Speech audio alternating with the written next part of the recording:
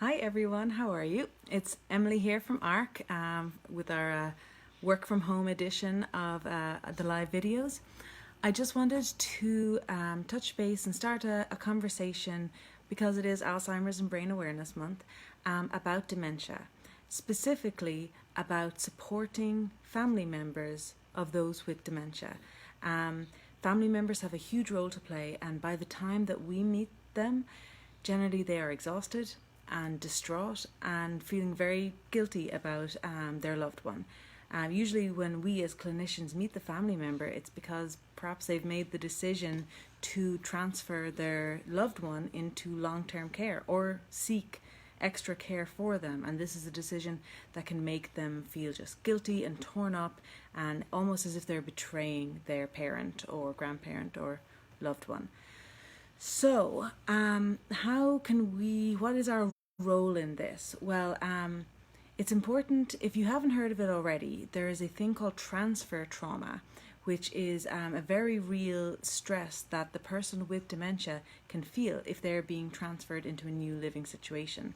You have to understand that most of the time, this person with dementia doesn't feel that they need extra help at all. They think that they're doing just well and that everyone around them is just kind of being a little over involved. So for them, being forcibly transferred into a new environment is incredibly stressful. So how can we ameliorate for this, and how can we make this better? As staff, the number one thing we can do to help with transfer trauma is to be able to communicate with the patient. We have to be able to reach them at the level they're at. We have to be able to speak their language and talk to them about things they know about, make them feel at home and make them feel secure. So we kind of go into this more in our webinar that we just released, Settled and Secure, hence the name. It's all focused on making the person with dementia feel settled and secure and working on our communication both ways.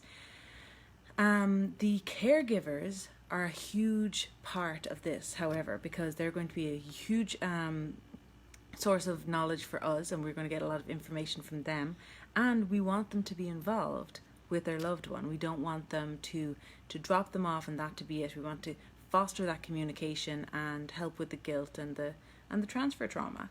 So how do we do that? Well, the things that we want to educate our family members about, our caregivers about, there's a couple of things. Firstly, we really want to tell them about how their loved one, how their mum or dad or whoever it is, that person is still inside.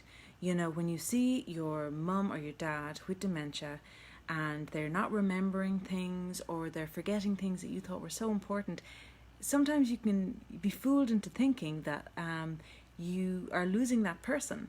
So there's a grief that goes with it too. Like, I've lost my mum and I thought that she'd be here for me and all that kind of thing. But that person is still there. And you can still communicate with them with your language, your love language with them, with the emotions that you share together. They still have those experiences, but they may not remember the details. So communication is going to be huge. It's also really helpful to teach caregiver the stages of dementia. So there are several variants of dementia, as we know. Most of them have a fairly predictable course. So it's useful to, if you're dealing with someone with vascular dementia and the caregiver has someone with vascular dementia, to tell them about the stepwise progression that dementia has and why you may notice progressive, where you may notice declines that are more steep drop off than, say, an Alzheimer's dementia, which has different stages which you can follow quite clearly, and so on and so forth. And then understanding those stages are really powerful for the caregiver. It's also really helpful to educate the caregiver about the abilities that the person has remaining. At every stage of dementia, there are abilities remaining. No one is lost. So teaching them about whatever stage it is, what they can do as opposed to what they can't do. You want to teach them, like, okay, so maybe, you're very focused and very upset, understandably, about the fact that your mum can't gossip and dish all the details with you about certain events, but what she can still do is relive the memory of her wedding day with your dad again and again. and you can talk to her about that, and you can leaf through the photo album, and every time she's going to get just as lit up, and you're going to get a lot out of that interaction as well. And that's just one example. So we're focusing again on those remaining abilities and enhancing the person's best ability to function, and including the caregiver in that.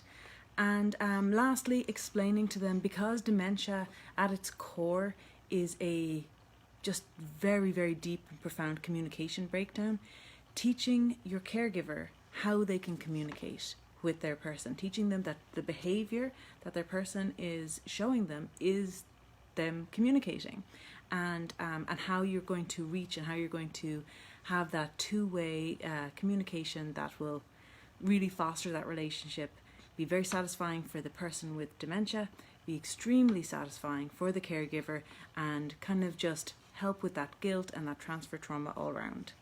So those are just 4 things that you want to make sure that you're talking to your caregiver about, and supporting them and teaching them.